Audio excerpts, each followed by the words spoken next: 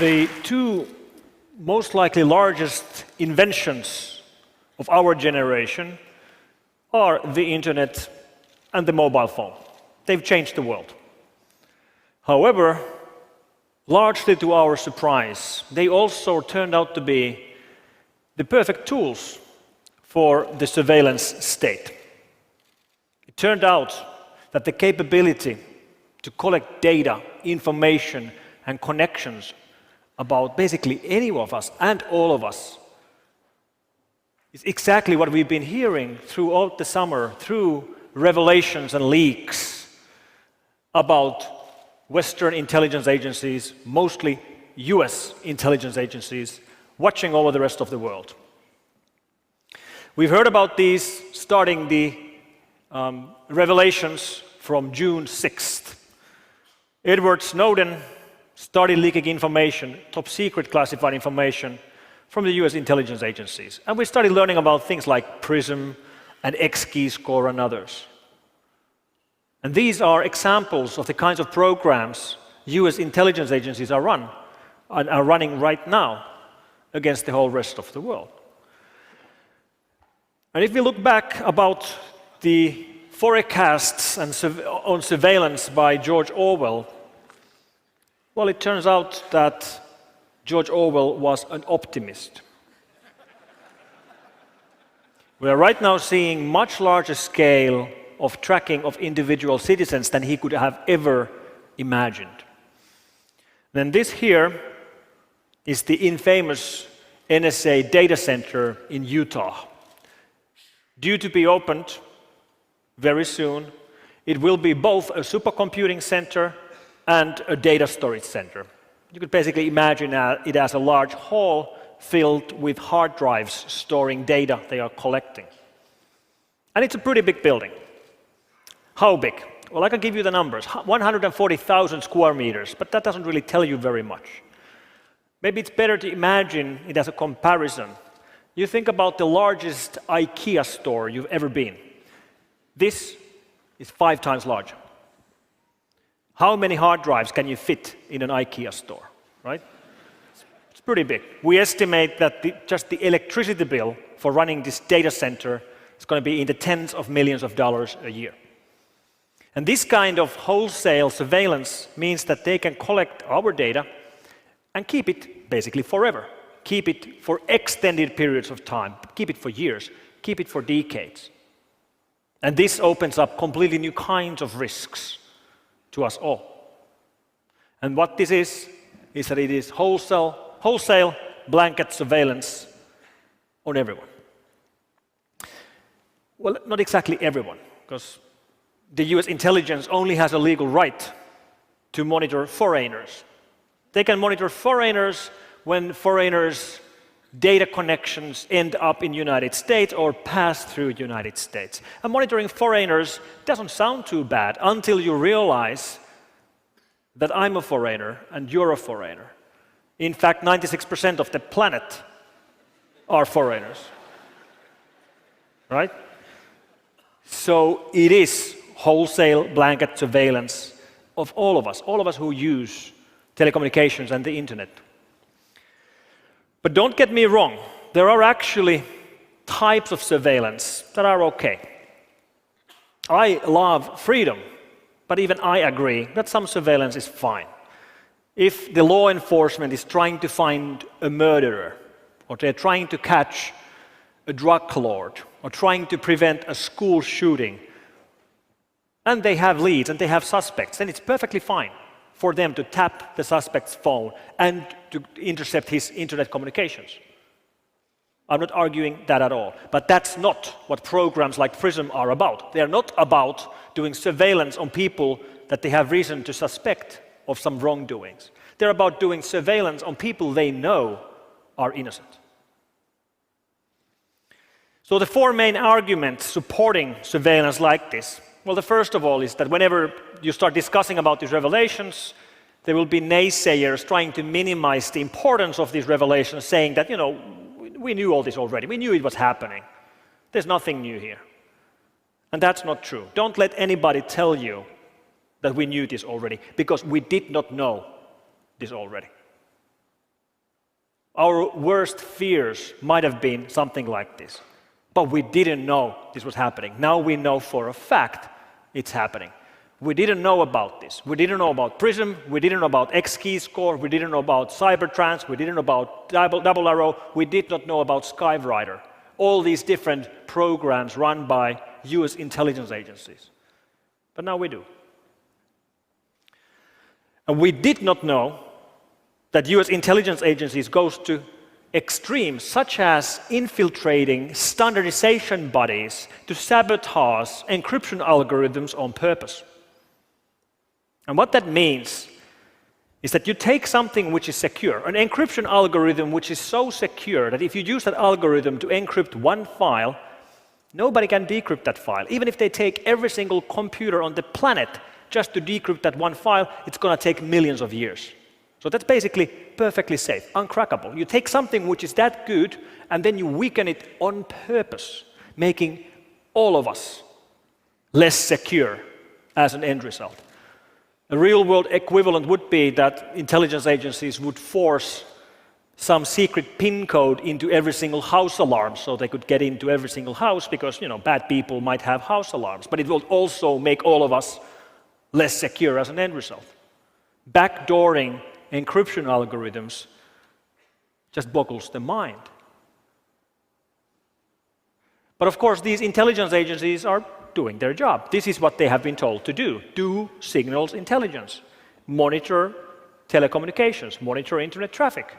That's what they're trying to do. And since most and very big part of the internet traffic today is encrypted, they're trying to find ways around the encryption. One way is to sabotage encryption algorithms, which is a great example about how US intelligence agencies are running loose. They are completely out of control, and they should be brought back under control. So what do we actually know about the leaks? Everything is based on the files leaked by Mr. Snowden. The very first PRISM slides from the beginning of June detail a collection program where the data is collected from service providers, and they actually go and name the service providers they have access to. They even have a specific date on when the collection of data began for each of the service providers. So for example, they named that collection from Microsoft started on the 11th of September 2007, for Yahoo on the 12th of March 2008, and then others, Google, Facebook, Skype, Apple, and so on. And every single one of these companies denies. They all say that this simply isn't true, that they are not giving backdoor access to their data. Yet, we have these files. So is one of the parties lying, or is there some other alternative explanation? And one explanation would be that these parties, these service providers, are not cooperating. Instead, they've been hacked. That would explain it. They aren't cooperating, they've been hacked. In this case, they've been hacked by their own government. That might sound outlandish, but we already have cases where this has happened. For example, the case of the Flame malware, which we strongly believe was authored by the US government, and which, to spread, subverted the security of the Windows Update network. Meaning, here, the company was hacked by their own government. And there's more evidence supporting this theory as well. Der Spiegel from Germany leaked more information about the operations run by the elite hacker units operating inside these intelligence agencies. Inside NSA, the unit is called TAO, Tailored Access Operations, and inside GCHQ, which is the UK equivalent, it's called NAC, Network Analysis Center. And these recent leaks of these 3 slides detail an operation run by this GCHQ intelligence agency from United Kingdom targeting a telco here in Belgium.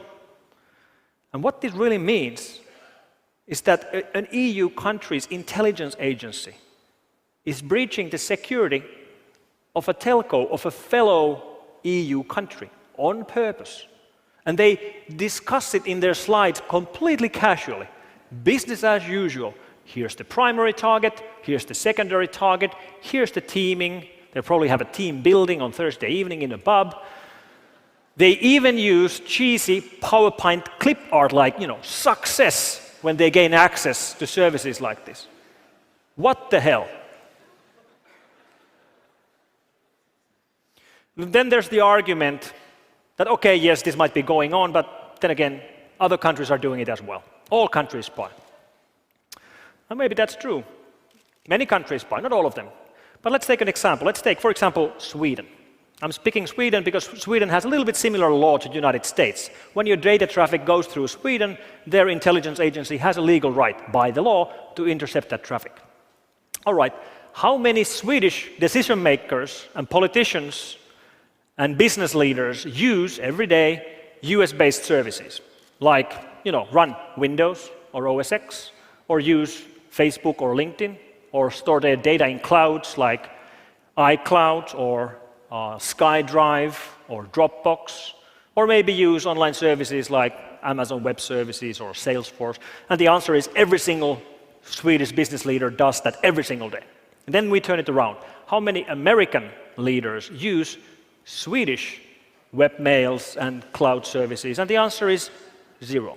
So this is not balanced. It's not balanced by any means, not even close. And when we do have the occasional European success story, even those then typically end up being sold to the United States.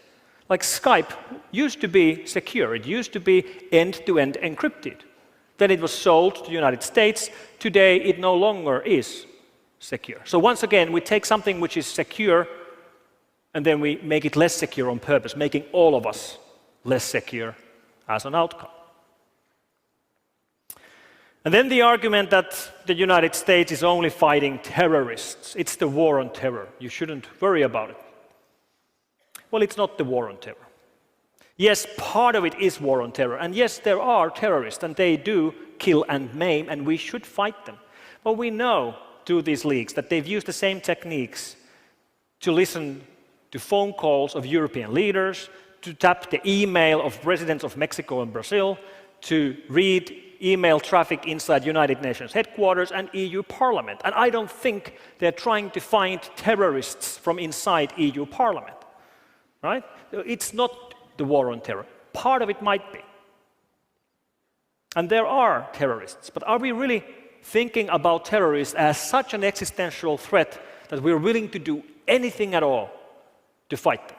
Are the Americans ready to throw away the Constitution and throw it into trash just because there are terrorists? And the same thing with the Bill of Rights and all the amendments and the Universal Declaration of Human Rights and the EU conventions on human rights and fundamental freedoms and the press freedom. Do we really think terrorism is such an existential threat we're ready to do anything at all? But people are cared about terrorists. And then they think that maybe that surveillance is okay because, they have nothing to hide. Feel free to survey me if that helps. And whoever tells you that they have nothing to hide simply haven't thought about this long enough.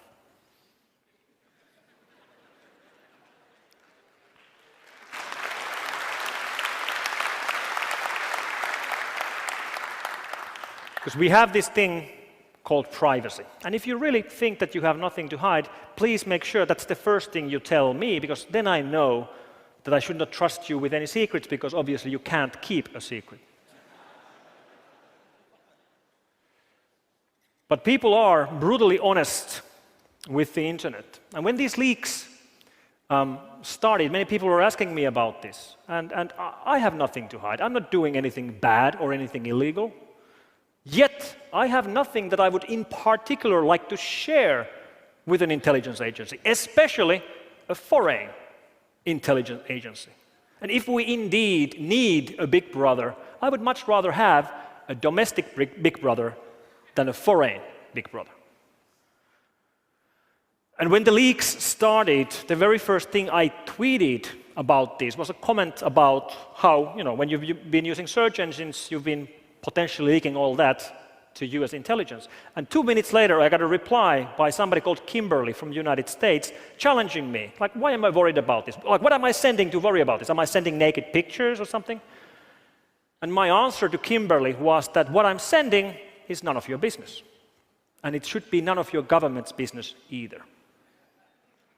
Because that's what it's about. It's about privacy. Privacy is non-negotiable. It should be built in to all the systems we use.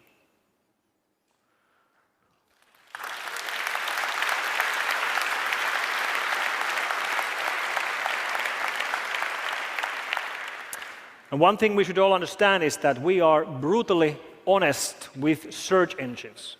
You show me your search history, and I'll find something incriminating or something embarrassing there in 5 minutes. We are more honest with search engines than we are with our families. Search engines know more about you than your family members know about you. And this is all the kind of information we're giving away. We're giving away to the United States. And surveillance changes history. We know this through examples of corrupt presidents like Nixon. Imagine if he would have had the kind of surveillance tools that are available today. And let me actually quote the President of Brazil, Ms. Dilma Rousseff. She was one of the targets of NSA surveillance. Her email was read, and she spoke at United Nations headquarters, and she said, if there's no right to privacy, there can be no true freedom of expression and opinion, and therefore there can be no effective democracy. That's what it's about. Privacy is the building block of our democracies. And to quote a fellow security researcher, Markus Ranum, he said that the United States is right now treating the internet as it would be treating one of its colonies. So we're back to the age of colonization, and we, the foreign users of the internet, we should think about Americans as our masters. So Mr. Snowden, he's been blamed for many things. Some are blaming him for causing problems to the US cloud industry and software companies with these revelations. And blaming Snowden for causing problems to the US cloud industry would be the equivalent of blaming Al Gore for causing global warming.